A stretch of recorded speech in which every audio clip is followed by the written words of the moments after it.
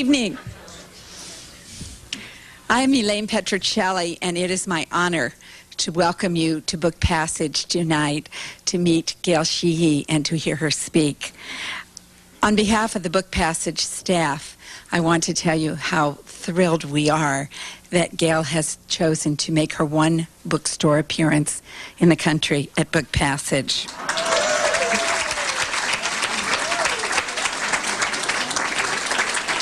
Tonight's event is being filmed by C-SPAN, and it is also being filmed by the bookpassage.com video team. You can see the entire event, I believe, on C-SPAN this weekend. You will be able in a few days to bring up your bookpassage.com website and get a book bite, which will be a few of the most choice minutes of tonight's event. Gail will join people such as Salman Rushdie, Jane Goodall, Isabel Allende, Julia Child, and Jacques Pepin, and others as one of the Book Passage book bites. If you decide when you get home that you need to order more copies of Hillary's Choice, you can either call us at 1-800-999-7909 or bring us up on the web, bookpassage.com. We ship free, so if you forget something tonight, we'll ship them to you. And we'll have Gail sign some extra books, so if you need to get some more signed copies, we'll never miss a chance to sell you one of Gail's books. It's really wonderful to welcome Gail tonight. I have been a huge fan of Gail's since the day I read Passages, and I say the day because I sat down and read it in one session. Back there in the 70s, it was the most amazing book. It was truly groundbreaking, and I didn't know then that Gail had studied the methods of Margaret Mead as she did her research and came to conclusions that now, many, many years later, have proved to be facts. She has written many books, including The Silent Passage, the very important book about women and menopause, New Passages, and Understanding Men's Passages. She is an eminent political journalist, a contributing editor to Vanity Fair, and her character studies are not to be missed. Whenever you see that there is an article in a magazine by Hillary Clinton, you know that her facts will be impeccably checked and she will get the story no one else gets. I remember when Newt Gingrich seemed to be on top of the world and nobody thought that he wouldn't be president, and Hillary Clinton was in fear of Newt Gingrich. And then I remember Gail Sheehy wrote an article about Newt Gingrich in which she got his mother to talk about him. And boy, talk about a mother. Whoa. Talk about a son. Anyway, she's done studies of Elizabeth Dole, Mikhail Gorbachev, Margaret Thatcher, Saddam Hussein, of course, Bill Clinton and Hillary. In Hillary's Choice, a book she has been working on since 1992, the research is once again impeccable. As you read along and you see something, you will see a footnote. It will refer you to the back of the book where you can look up that footnote and find out, oh, that was an interview with Mrs. Rodham, Hillary's mother, on such and such a day. It is magnificently checked, and we get a lot of books here at Book Passage that aren't quite so magnificently checked. In fact, we get some that seem to be totally made up out of whole cloth, so it is really a pleasure to have a book like this. This book has caused a sensation.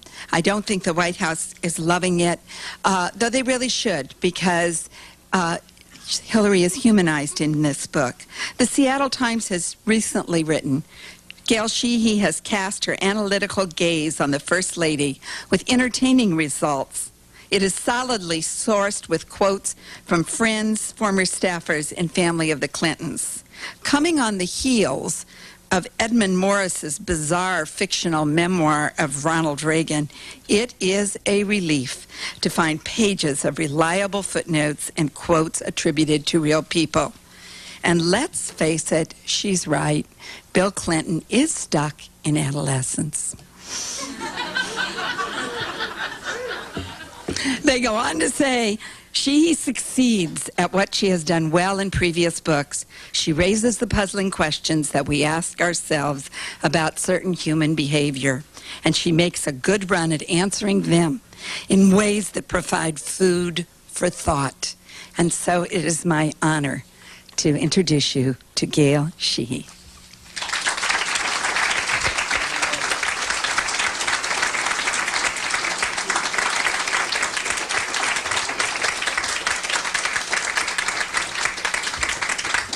Thank you, my dear friend Elaine. Of course, this is my favorite bookstore in America, and it's not only because it's called Book Passage. It's because Elaine and Bill are such wonderful hosts to the whole family of literature. I first met Hillary Rodham Clinton in 1992 when we traveled knee to knee on a tiny campaign plane. And I happened to be standing next to her when we flipped on the television set in Pierre, South Dakota, and there was Jennifer Flowers in all her rooted glory, playing tapes of Governor Clinton's conversations with her. And I looked at Hillary while everybody was watching Jennifer, and there wasn't a flicker of personal emotion on her face. She immediately went to the phone, called Bill Clinton, bawled him out, not for Jennifer, but because he didn't take this seriously, and he didn't think that it would run the campaign off the tracks. We next got back into the plane, and we were flying for about a half an hour, and Hillary sat there, and I watched her think through and fashion the strategy that would become the signature of the Clinton campaign, and even perhaps the Clinton White House, which was, we have to run against the Republican attack machine and run against the media. Now, I thought at that time, as you might, that, well, maybe this is just a deal. This is just a cold-blooded political partnership. There's no human emotion here. But I was wrong. Actually, Hillary learned long ago, was taught by her family, to detach head from heart, to mask her emotions. Her father taught that the expression of emotion was the expression of weakness. Her mother taught her how to always she used a carpenter's bubble, and she taught her that you must always keep the bubble in the middle. You must always keep your equanimity. And Hillary, as she later said, became a heart liberal but a mind conservative. And detaching mind from heart, oftentimes she can't reattach her emotional life, and therefore doesn't give the impression that she has one, or can't actually feel what she feels in her guts. In any case, I'm jumping ahead of my story, but as a political journalist, I've had the opportunity to get to know and write about a number of national and world leaders. And I thought in 1992 that Hillary Clinton was the most interesting candidate out there, even though she wasn't officially running for president. And I think by now that she is one of the most fascinating political figures of the last quarter of the 20th century. And she hasn't even gone halfway through her adult life. People ask, why did you call the book Hillary's Choice? Hillary has made a number of very bold, headstrong choices, often against the advice of all of her friends and sometimes her family. The most the first one, original one she made, was to suppress her own very strong political ambitions because she didn't see a way that she could act it out in her own right.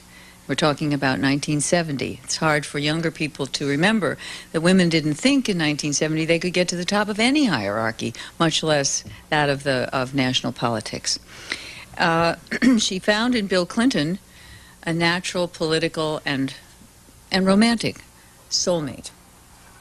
I'll get to him in a minute, but in writing a biological portrait of such a complex woman, I was searching for the answer to the many whys.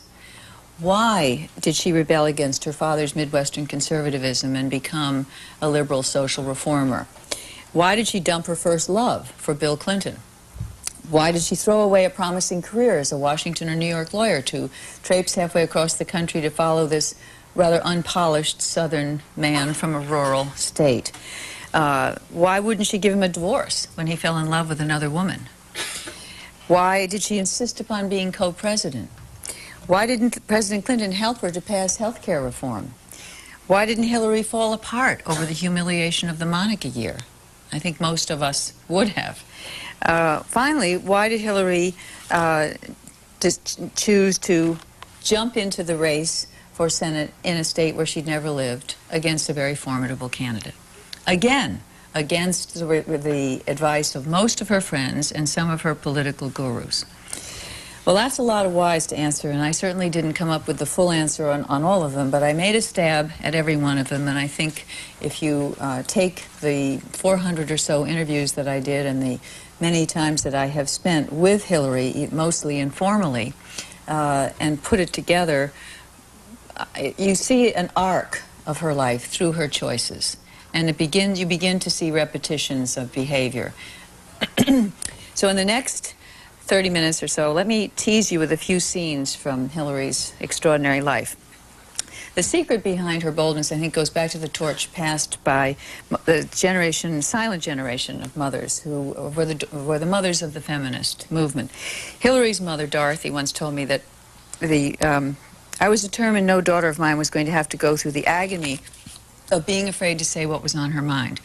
Now, they had just moved from from Chicago out to Park Ridge, a suburb where the white people lived, and which was a upwardly mobile post-war suburb. And there was a young girl who kept punching Hillary. She was the real terror of the neighborhood.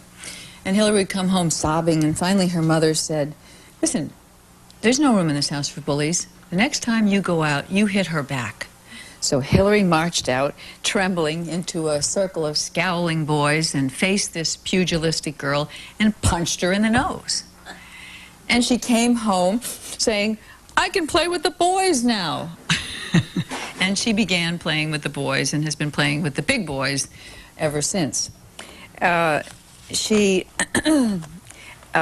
Most intelligent people in their college years go through struggles of identity. Hillary went through massive struggles with identity.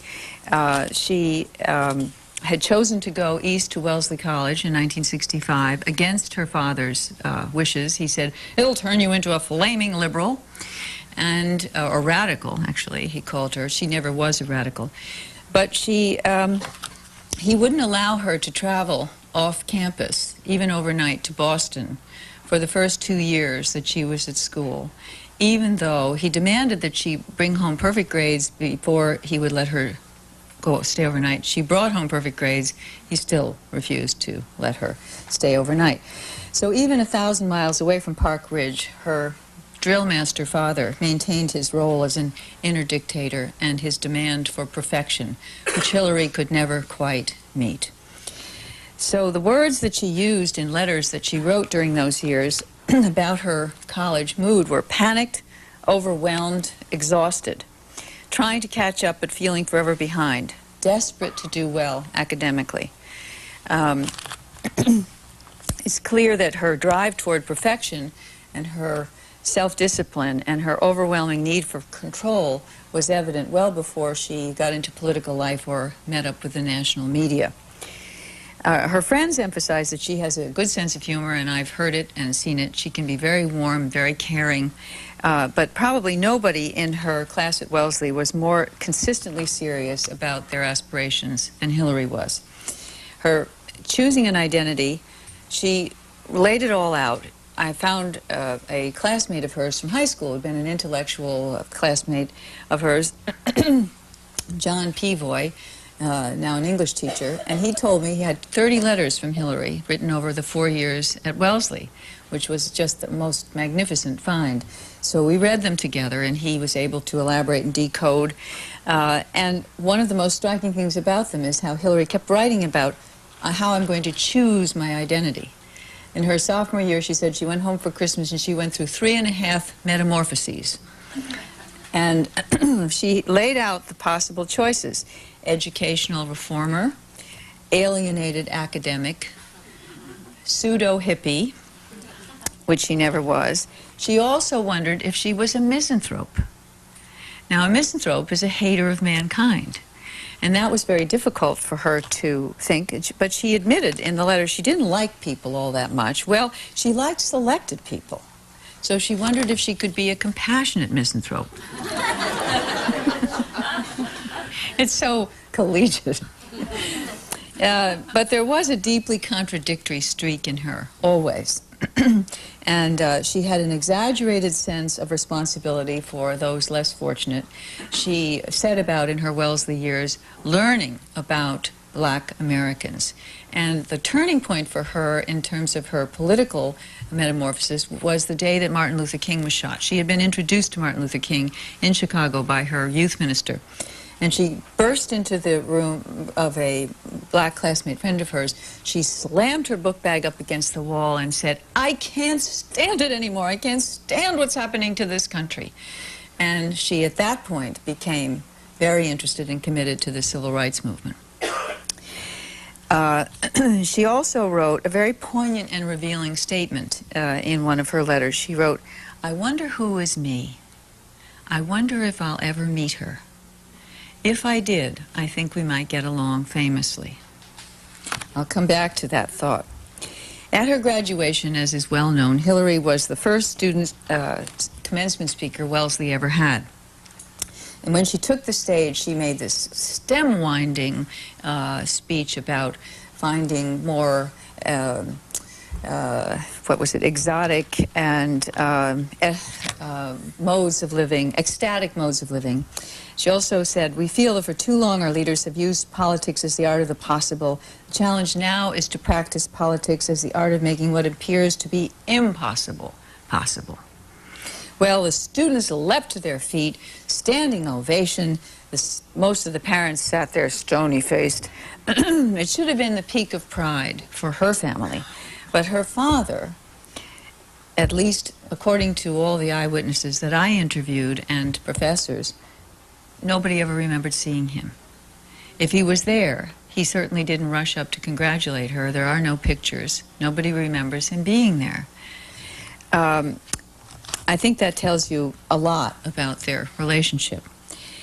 During her going back to her junior year at college, she was chosen from Wellesley to be one of the best internship jobs on Capitol Hill. Yes, Hillary was an intern. She didn't wear a beret, but... And it was during that summer that she met her first real love, David Rupert, a man I stumbled upon in my research. He described himself as a ruthlessly handsome black Irishman, and he challenged her right away. They were both working for Republican congressmen, and he said, "You're not really a Republican, you're an anti-war civil rights Nick." And so they engaged right away around their political passions, two strong personalities in an overheated political climate, and it was right at the time that Hillary was mutating politically. And one of her girlfriends said, "Hillary was always attracted to arrogant, sneering, hard-to-please men, like her father." Well, that was David Rupert. They spent weekends together. They went to anti-war demonstrations together. But she finally, in her second year of law school, second year of law school, when she'd met Bill Clinton, gradually cooled on David Rupert. He wasn't quite sure why. And subsequently, he said, he realized why. He said, "I was turned off by politics after my year as an intern. I went to Head Start. I wanted to do public sector work." He said, "I finally realized I didn't have a burning ambition to be president of the United States, and I think Hillary needed that in a partner." Now, that's a kind of extraordinary thing. It might sound like hyperbole, but in fact, when I asked Hillary what she remembered as the most ecstatic experience of her 20s, she laughed, and then she conjured up this image of this sunny southerner with a wild shrub of hair and tidewater pants and hickish shoes and Elvis sideburns, and she said it was falling in love with Bill Clinton. Now, he was the wild card in this well-ordered cerebral existence. He had these well-rehearsed powers of seduction. You know, his mother, who was really some character. She was a freelance nurse anesthetist whose first job in Hot Springs was with working for the madam in town, whose girls paid right on time. And she would work all night, and then she'd come home early in the morning just before Bill was going to school, and she'd say, "Nobody's told me all day how pretty I am." And he'd tell her. And he learned real well how to tell girls how pretty they are. So he was able to flatter Hillary and make her feel like a woman, perhaps for the first time, because her father never really had. He was the one thing she couldn't explain and couldn't control.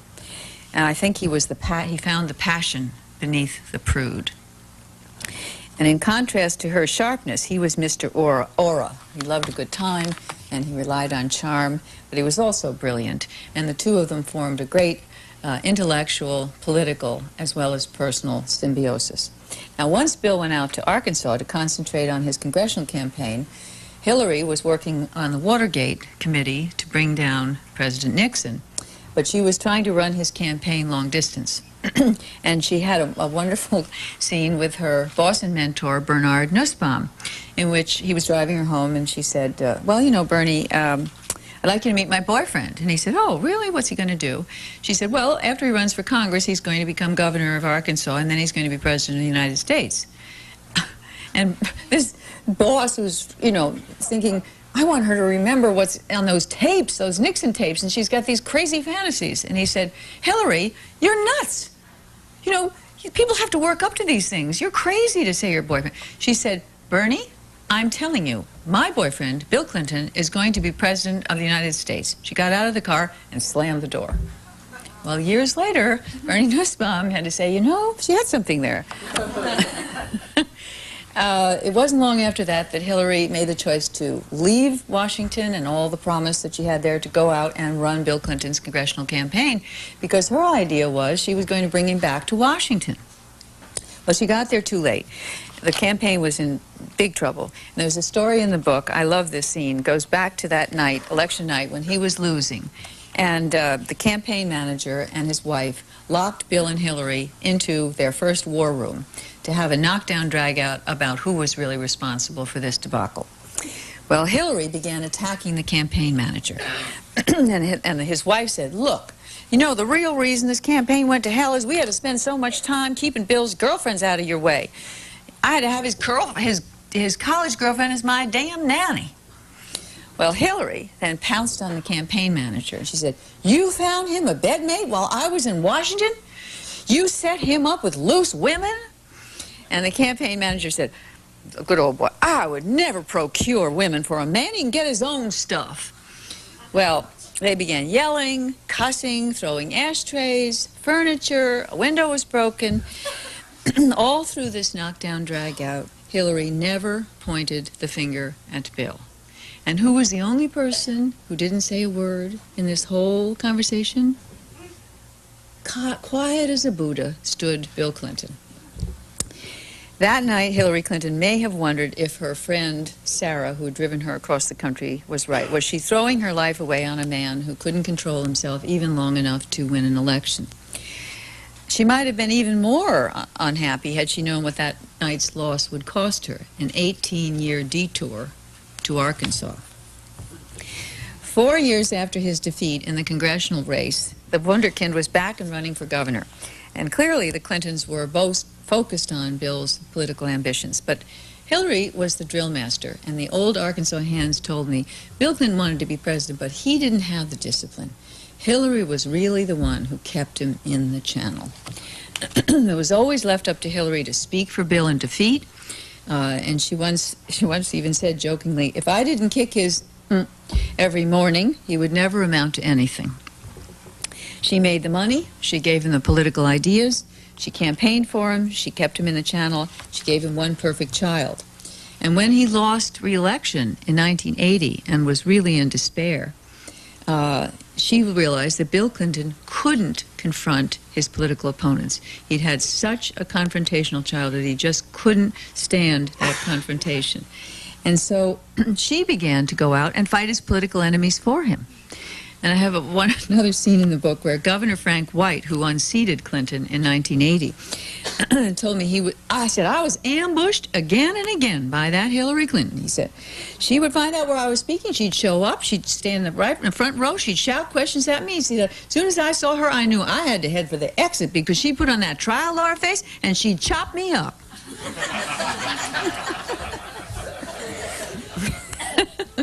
Well, Hillary then chose to put her own career on the back burner and to become her husband's main political strategist, and she was really good at it.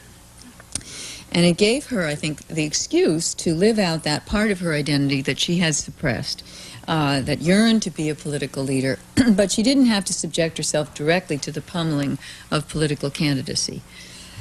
Hillary knew where they could go together, and when was called upon to make a transformation from her name Hillary Rodham, she bloodlessly made it to Hillary Rodham Clinton. She changed her hair, changed the glasses. She made all the adaptations that were necessary. And when it came time for Bill to announce a presidential run in 1988, she was just overflowing with excitement. But moments before he was about to make the announcement, he came out and said, "I'm not going to run." Hillary was devastated. In the press conference, for one of the few times anybody can remember, she cried in public. Well, what had happened, unbeknownst to her, was a few nights before, Betsy Wright, Clinton's chief of staff, had sat Clinton down and confronted him with the evidence of his sexual profligacy. She had had a list, and she demanded to know everything about, I want to know this woman, I want to know her name, I want to know where, I want to know how many times, I want to know how likely she is to talk. Then she went over the list a second time. And Bill Clinton said, well, it isn't that bad, there aren't that many people going to talk, I think we'll get through it. And finally Betsy said, listen, you can't do this to Hillary and Chelsea. And she made him promise not to run. Hillary didn't really know that. But by the end of the 80s, they both thought that Bill Clinton's political career was pretty much on the way downhill. He was bored with being governor. He didn't even want to run again in 1990, and it looked like he could never run for president. In fact, Hillary wanted to run for his seat in 1990 as governor. A poll was done by Dick Morris. They found that the Arkansas voters, for all she'd done in the state, given him his major legislative issue, education reform, they didn't see her as having an independent political identity. So things were very frayed in their marriage at that time. And there was a spasm of divorce threats.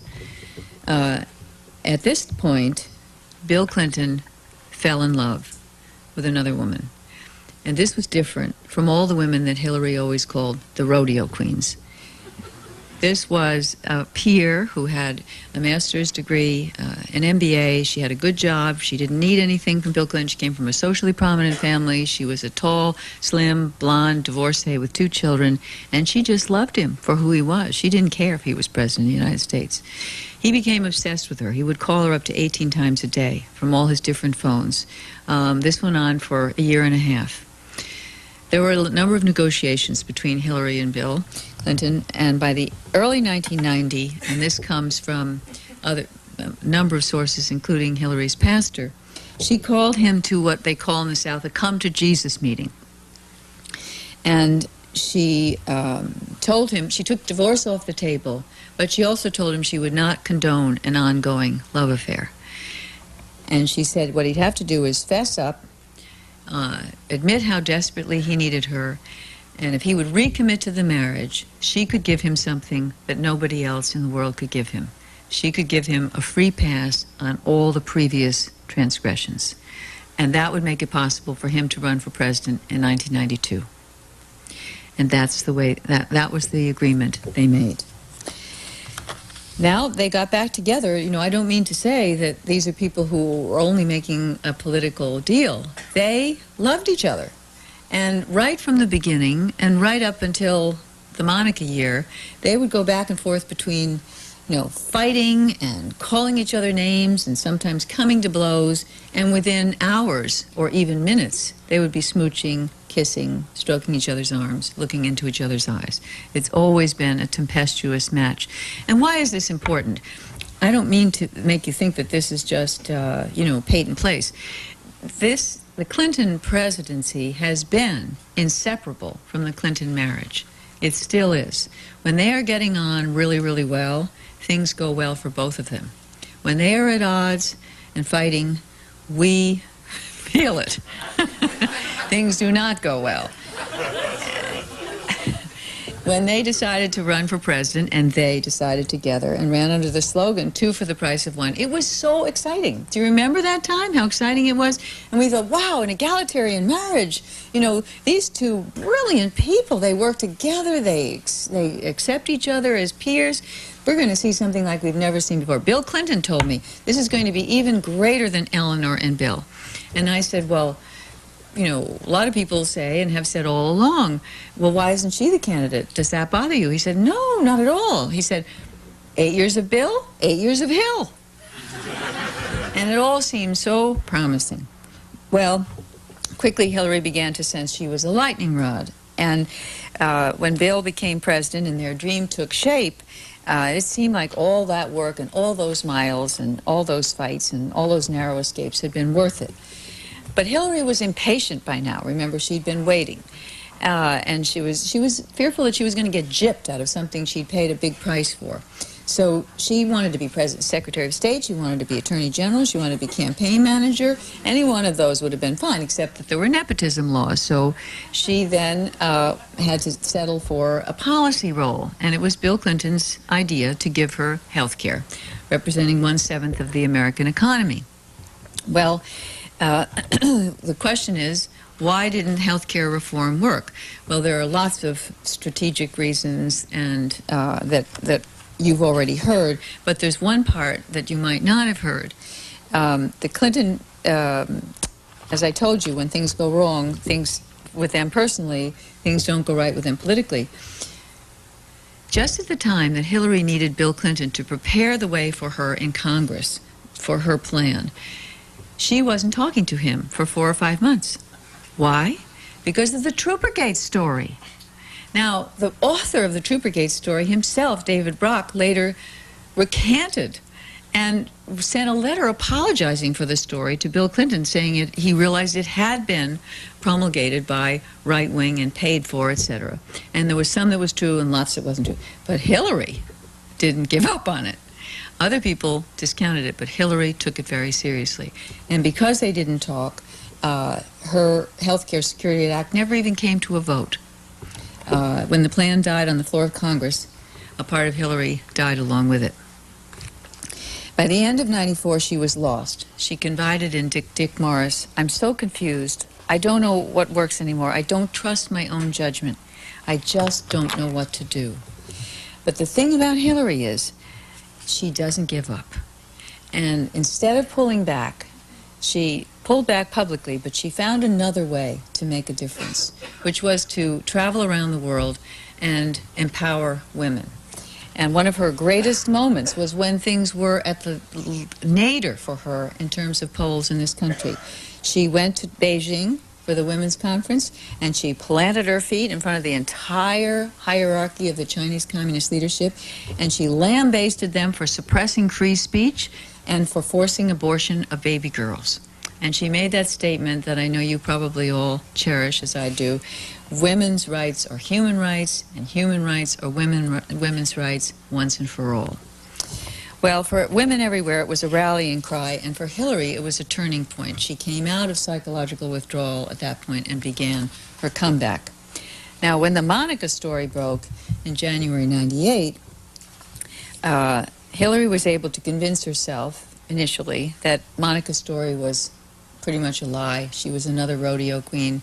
Bill had gone a little too far, but it was just the same old shenanigans. And so, just as countless times in the past, Hillary's choice was not to know what she knew. Her life strategy had been decided a long time ago. It was to take the raw material of this brilliant, emotionally battered man with a good heart and a desperate ambition and shape him into a political star to which she could hitch her wagon full of dreams for change in the world. There's a wonderful story about the president and the first lady driving into the presidential limo into a gas station outside of Chicago where she grew up. And they pulled up and noticed an old high school friend of hers was the gas station attendant. He rolled down the window, and he and Hillary, wonderful conversation about old times. As the limo drove out, the president turned to her and said, well, see, Hillary, if you'd married him, see where you'd be. And she said, if I'd married him, Bill Clinton, you'd be pumping the gas and he'd be president of the United States.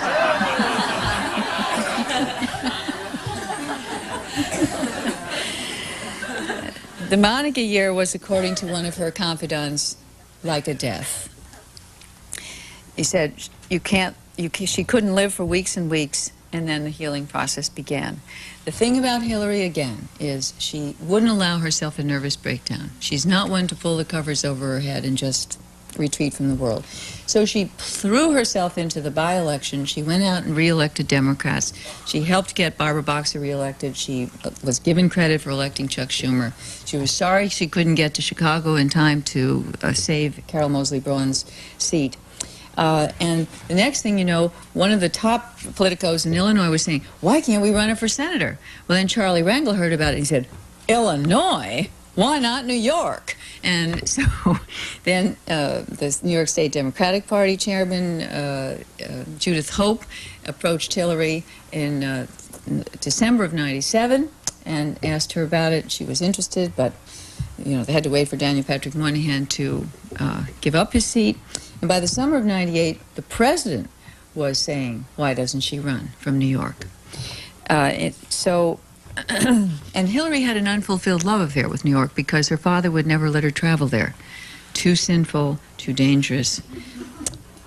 So on February 12th, '99, the day the Senate met to vote on her husband's impeachment charges, Hillary waited less than 10 minutes after the gavel came down acquitting Clinton before she sat down with Harold Ickes to discuss her own political candidacy at last. She wondered out loud, do I really want to run for a United States Senator with all that entails? And then she went through it meticulously, like the trial lawyer she is.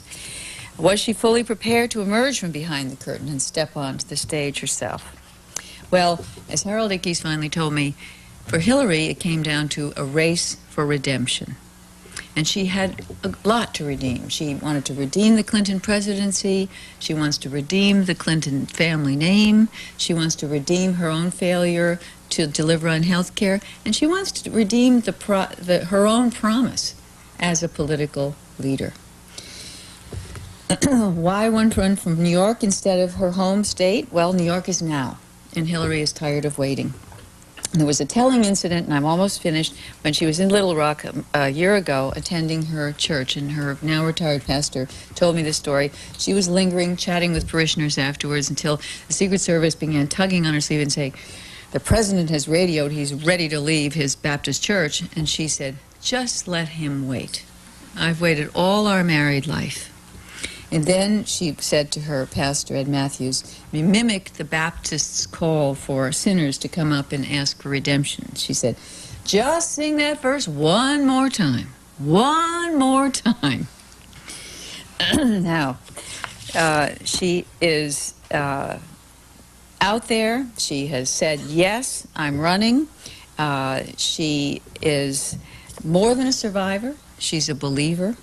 She believes in the power of choice, and she has faith in the power of change. And I think she means to change things in the world, and I think she means to change her own life very dramatically in the future. Now I'd love to take your questions. Thanks.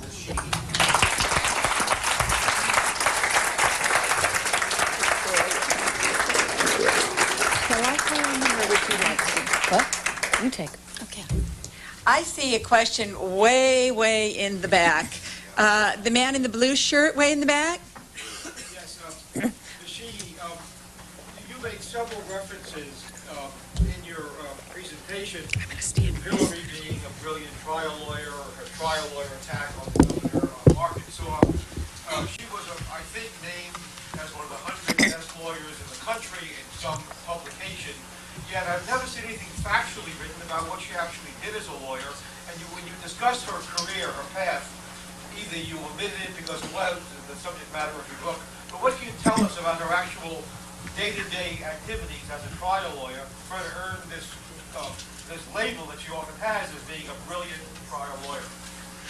Well, if I put those three words together, I shouldn't, because she only really was involved in 6 trials during her years as a lawyer in Arkansas.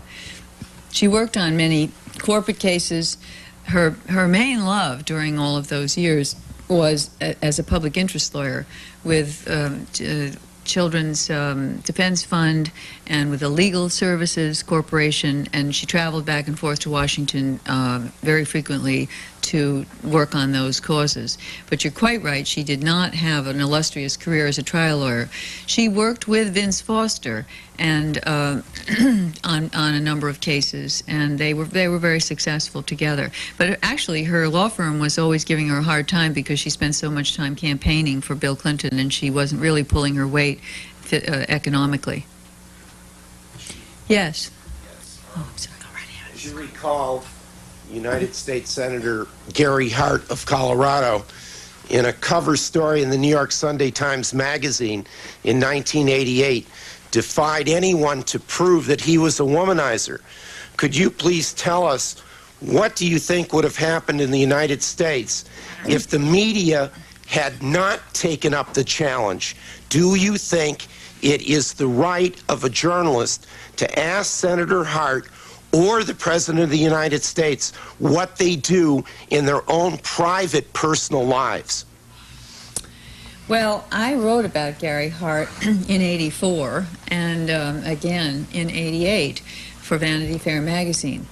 And I came to the conclusion, which I think has been borne out by the Clinton presidency, that there's really no definitive line between private and public character. That's my view. Character is character. It is the sum total of the patterns of behavior, the imprint of your life experiences that marks one as an individual. And you see the patterns of behavior over a lifetime.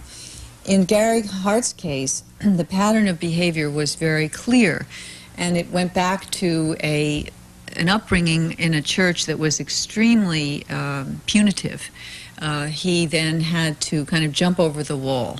And he was one who, just to reduce it to the most simplistic terms, seemed to set himself up to be caught all the time. And as you remember, he did this amazing thing. He challenged the press, follow me, catch me, find me.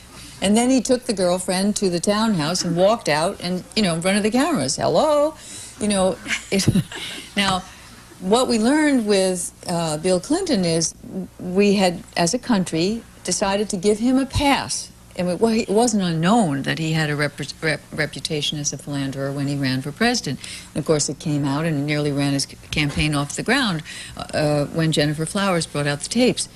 So we said, okay, well, adultery, if his wife accepts it, we won't pay any attention to it. That's private. We're only interested in the public business. But what happened? It crossed over, didn't it? Finally, it crossed over. People had been making excuses for him, and his wife had been cleaning up after him all of those years, so there was never any consequence, and he became, in many people's view, an addict. Now, when you have an addiction to anything, it can be used as blackmail by your political enemies at the very least, if not by another country. That's what makes it dangerous.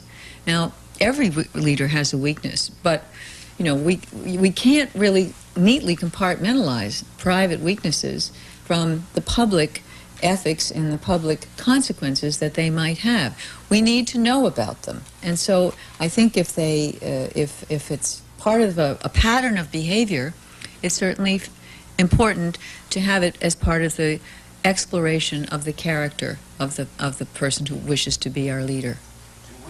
Oh, wait, sir, I'm sorry. Has never been married, or Jerry Brown, if they choose to run for president next year. You've had your question, and now we're going to move to another question.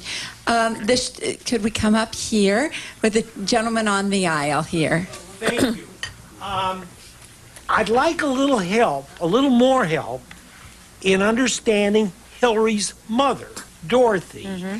You characterize her, quote her, as saying, I don't go into tizzies, meaning I don't get very emotional, and neither does Hillary.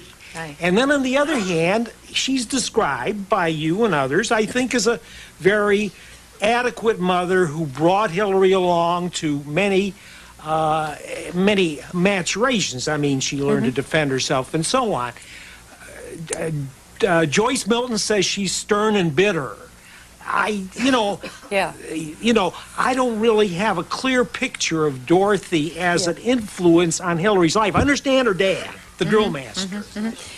Yeah, she's a more opaque figure. You're quite right. She was the product of a very scarring childhood. Her parents divorced when she was very young.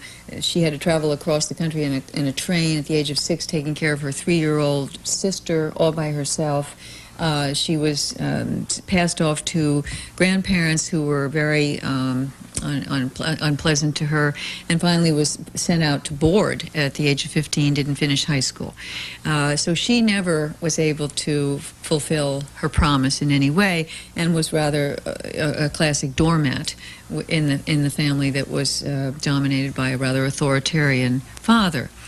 So my view was that she took some subversive pleasure in teaching Hillary to do what she didn't dare to do. And that's where that quote, I don't want any daughter of mine to go through life not having the courage to speak with her own voice. And she gave Hillary a great gift in that regard. But then there was this holding back. You must keep equilibrium.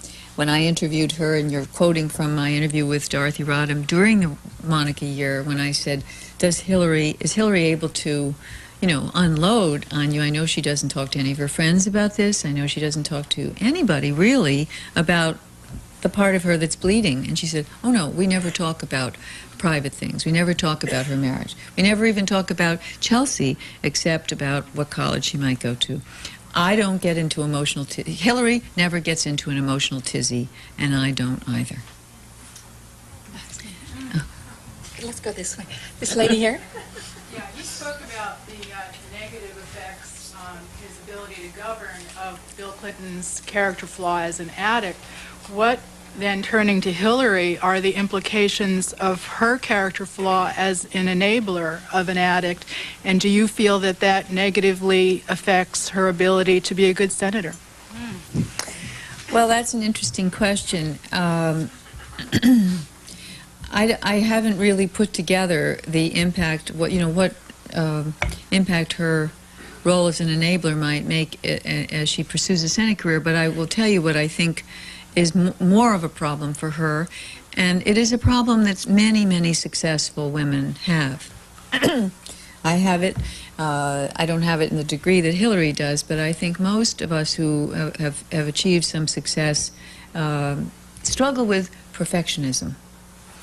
Elizabeth Dole was quite open about her problems with perfectionism.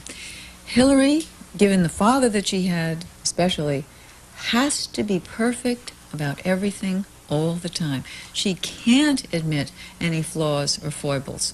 At one point, Dick Morris, her chosen strategist for 17 years, in 96, when she was really, in 95, when she was in pieces saying, I don't know what to do, tried to convince her to take half a loaf on health care, and she just tuned him out. Then he tried to convince her, well, he said, leaders often make themselves human by admitting to some frailty. And, for instance, Eleanor Roosevelt admitted her shyness was crippling, and Reagan made fun of his memory lapses.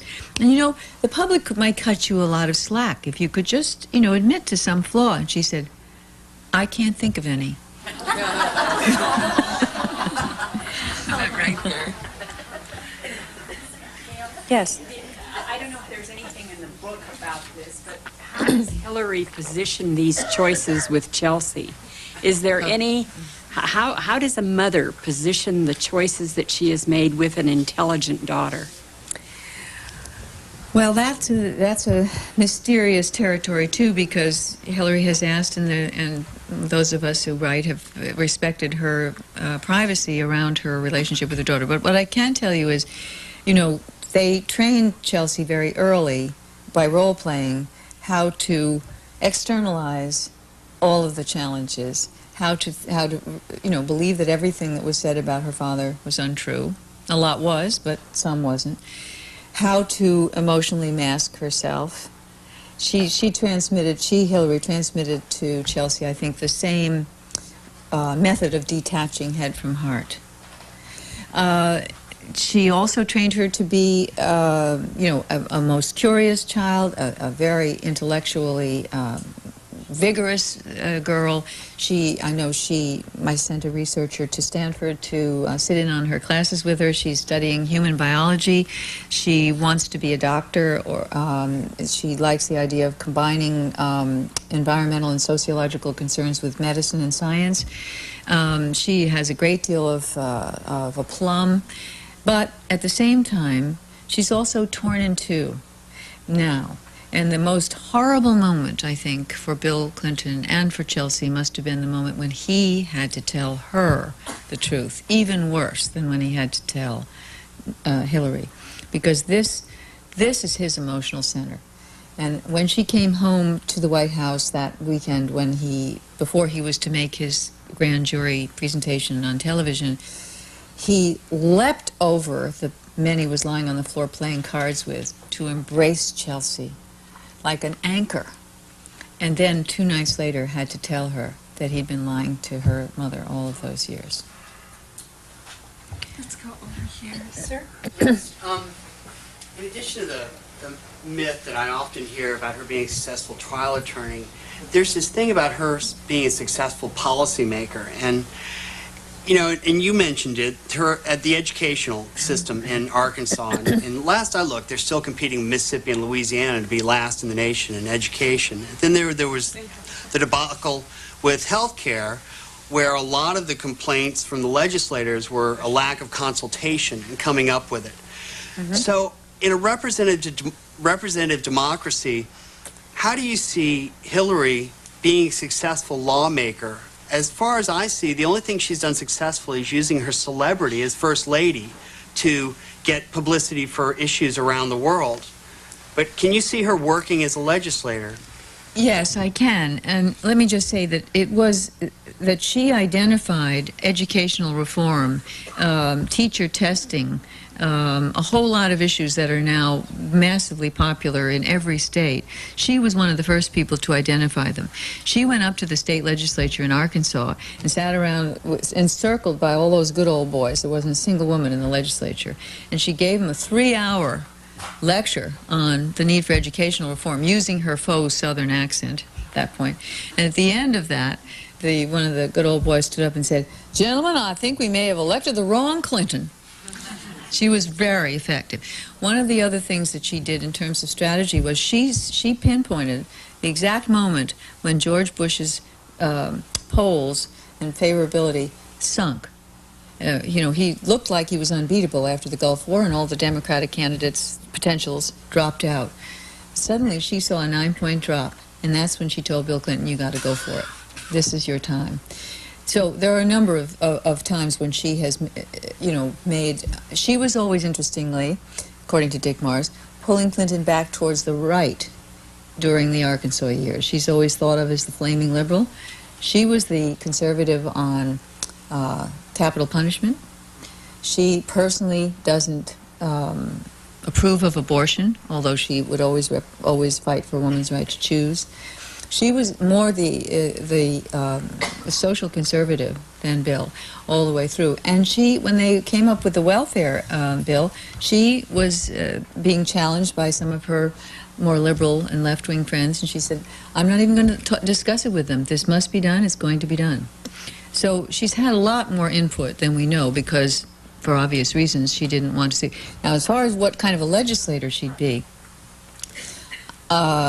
she operates very well in elite groups. She was a star at Yale. When she sees everybody as a peer and they're just as intelligent, and she operates very well. She can be very collegial. I agree with you that her secrecy policy around the healthcare thing was a total disaster, and it is an extension of this need for perfection and this guardedness. Nobody can see what she's doing because they might see a mistake, and that is a problem. Whether or not she can change that, I don't know, but I know the other thing that she would do is she would do her homework on those issues. She would know everything. She would be so prepared. She would be so briefed. She would have a very, very solid group of staffers around her, as she's always had in the White House, people who would become totally loyal to her. They'd lay down their lives for her. So I think she actually could be a quite good legislator. As far as a candidate, that's another story. Dr. Pike. Because partly of your work on passages and change, I think probably no one is better able to write about Hillary Clinton than you, and I think you should get a Pulitzer. But my question is, as only Dr. Laura would say, how much change or major transitions or passages do you see in Hillary's life? I'm not talking about adaptations or turning points. Do you see real passages, real change? And what are they? Having occurred in the past, you mean? Yes, I do. I think that she was, she had to make a major choice when it was clear that she could have a very strong career as a public interest, public service attorney at about 30. And when she saw that her husband couldn't fight, she made the choice to become his fight manager and to become his campaign strategist and to put her own career on the back burner and to become the political partner of him. I mean, that was a major change at around 30 that could have easily gone the other way. I think she had to make a very painful choice and change away from her, you know, as I say, she's quite a prude, and as long as Bill Clinton was just playing around with rodeo queens, she could live with it. But when he fell in love with somebody else, I mean, that is devastating to anybody. She had to make a choice. At that time, Chelsea was not 10 years old yet. And Hillary does take very seriously, unusually seriously, keeping a marriage together for the child, as her mother had always taught her, because her mother had been so blighted by divorce. She made this choice that if Bill Clinton would promise to give this up, if he would promise to get help, and she did ask him to get counseling, and he did get some counseling at that time. And as you heard when she gave the interview to Talk Magazine, she thought he'd gotten fixed back then. But she didn't send him to the vet, so.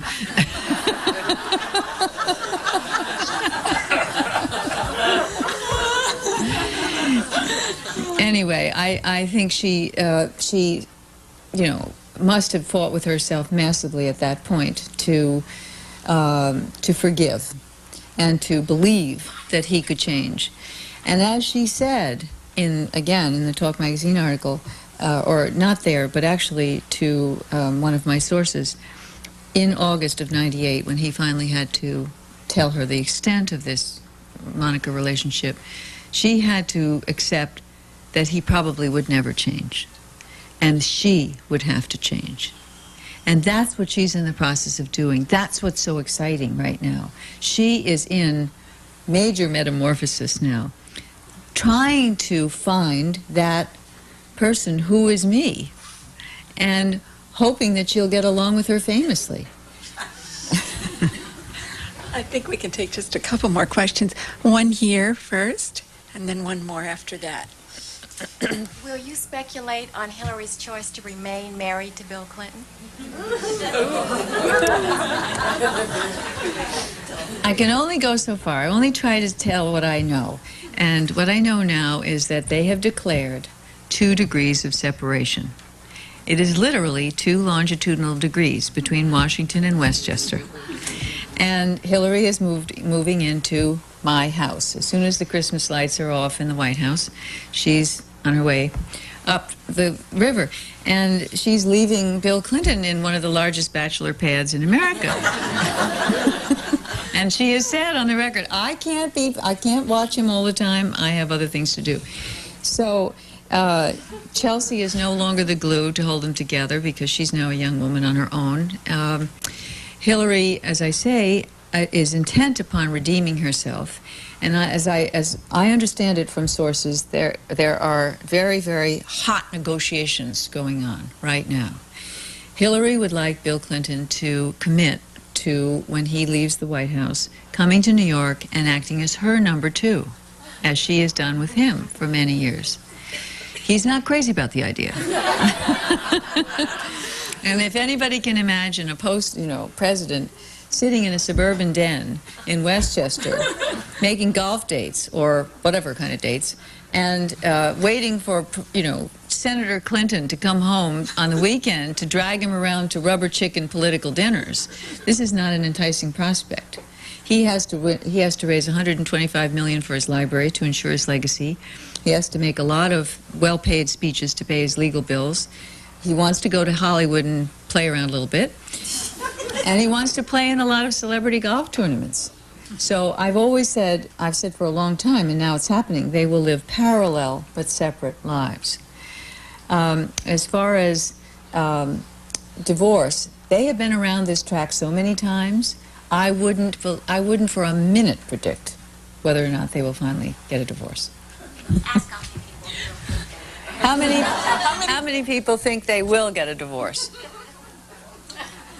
Not many. Only a few. Interesting.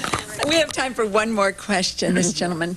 You've raised some intriguing and answered why questions. I have a double-edged what question. What do you think is Hillary's most serious flaw, and what do you think is her greatest strengths? Well, that's a good one. I think her penchant for secrecy is her Achilles heel. She is so guarded that you can't see the humanness that's really there. She is so afraid of not being perfect, and yet she has to succeed massively. So as the stakes rise, she's likely to become even more tight, even more remote, even more hostile and paranoid with the press. And that just doesn't work, particularly in New York, where the mayor has a press conference every single day. Her greatest strength, I think, and whether you like her, don't like her, you agree with her politics or you don't, I think everybody has to give Hillary this. She never gives up. No matter how many times she's labeled with the most terrible labels you can imagine, no matter the cottage industry of trash Hillary books that's out there, she perseveres. And it's so American. One of the great promises of American life is redemption. You can always, no matter the worst, screw up, the worst failure, the worst loss, there's always the possibility that you can redeem yourself in this country. And Hillary makes that possibility live for us. And that's one of the things I really love about her. Thank you.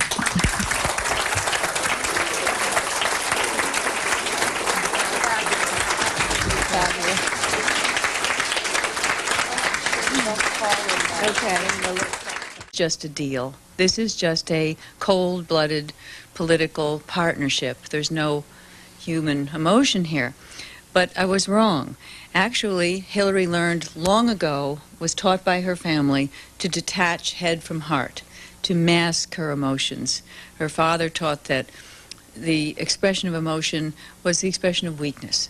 Her mother taught her how to always she used a carpenter's bubble, and she taught her that you must always keep the bubble in the middle. You must always keep your equanimity.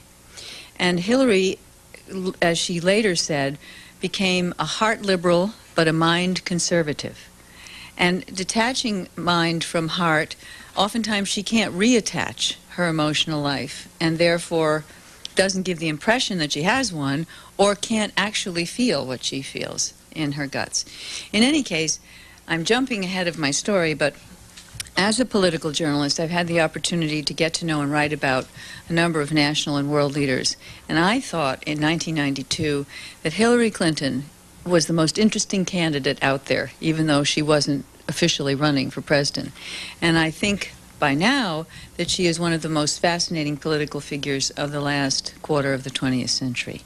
And she hasn't even gone halfway through her adult life. People ask, why did you call the book Hillary's Choice? Hillary has made a number of very bold, headstrong choices, often against the advice of all of her friends and sometimes her family. The most the first one, original one she made, was to suppress her own very strong political ambitions because she didn't see a way that she could act it out in her own right.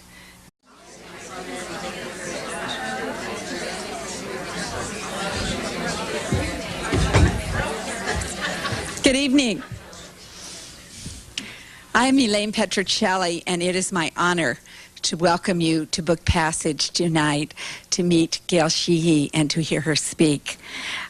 On behalf of the Book Passage staff, I want to tell you how thrilled we are that Gail has chosen to make her one bookstore appearance in the country at Book Passage.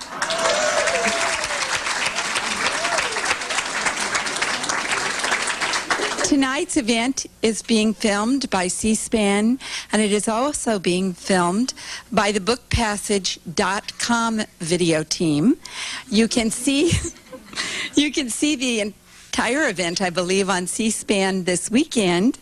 You will be able in a few days to bring up your bookpassage.com website and get a book bite, which will be a few of the most choice minutes of tonight's event. Gail will join people such as Salman Rushdie, Jane Goodall, Isabel Allende, Julia Child, and Jacques Pepin, and others as one of the Book Passage book bites. If you decide when you get home that you need to order more copies of Hillary's Choice, you can either call us at 1-800-999-7909 or bring us up on the web, bookpassage.com. We ship free, so if you forget something tonight, we'll ship them to you. And we'll have Gail sign some extra books, so if you need to get some more signed copies, we'll never miss a chance to sell you one of Gail's books. Mikhail Gorbachev, Margaret Thatcher, Saddam Hussein, of course, Bill Clinton and Hillary. In Hillary's Choice, a book she has been working on since 1992, the research is once again impeccable. As you read along and you see something, you will see a footnote. It will refer you to the back of the book where you can look up that footnote and find out, oh, that was an interview with Mrs. Rodham, Hillary's mother, on such and such a day. It is magnificently checked, and we get a lot of books here at Book Passage that aren't quite so magnificently checked. In fact, we get some that seem to be totally made up out of whole cloth, so it is really a pleasure to have a book like this. This book has caused a sensation. I don't think the White House is loving it, though they really should, because Hillary is humanized in this book. The Seattle Times has recently written, Gail Sheehy has cast her analytical gaze on the First Lady with entertaining results. It is solidly sourced with quotes from friends, former staffers, and family of the Clintons. Coming on the heels of Edmund Morris's bizarre fictional memoir of Ronald Reagan, it is a relief to find pages of reliable footnotes and quotes attributed to real people. And let's face it, she's right. Bill Clinton is stuck in adolescence. They go on to say, she succeeds at what she has done well in previous books. She raises the puzzling questions that we ask ourselves about certain human behavior, and she makes a good run at answering them in ways that provide food for thought. And so it is my honor to introduce you to Gail Sheehy.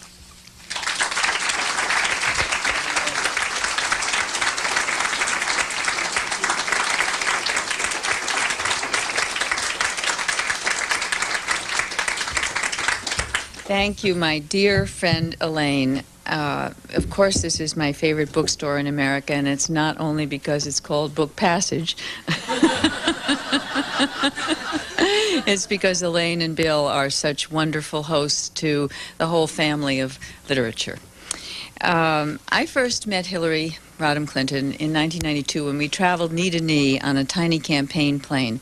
And I happened to be standing next to her when we flipped on the television set in Pierre, South Dakota, and there was Jennifer Flowers in all her rooted glory, playing tapes of Governor Clinton's conversations with her. And I looked at Hillary while everybody was watching Jennifer, and there wasn't a flicker of personal emotion on her face. She immediately went to the phone, called Bill Clinton, bawled him out, not for Jennifer, but because he didn't take this seriously, and he didn't think that it would run the campaign off the tracks. We next got back into the plane, and we were flying for about a half an hour, and Hillary sat there, and I watched her think through and fashion the strategy that would become the signature of the Clinton campaign, and even perhaps the Clinton White House, which was, we have to run against the Republican attack machine and run against the media. Now, I thought at that time, as you might, that, well, maybe she just, It's really wonderful to welcome Gail tonight. I have been a huge fan of Gail's since the day I read Passages, and I say the day because I sat down and read it in one session. Back there in the 70s, it was the most amazing book. It was truly groundbreaking, and I didn't know then that Gail had studied the methods of Margaret Mead as she did her research and came to conclusions that now, many, many years later, have proved to be facts. She has written many books, including The Silent Passage, the very important book about women and menopause, New Passages and Understanding Men's Passages. She is an eminent political journalist, a contributing editor to Vanity Fair, and her character studies are not to be missed. Whenever you see that there is an article in a magazine by Hillary Clinton, you know that her facts will be impeccably checked and she will get the story no one else gets.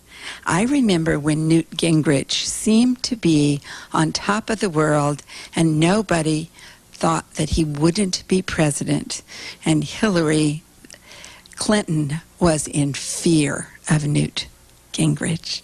And then I remember Gail Sheehy wrote an article about Newt Gingrich in which she got his mother to talk about him. And boy, talk about a mother. Whoa. Talk about a son. Anyway, she's done studies of Elizabeth Dole,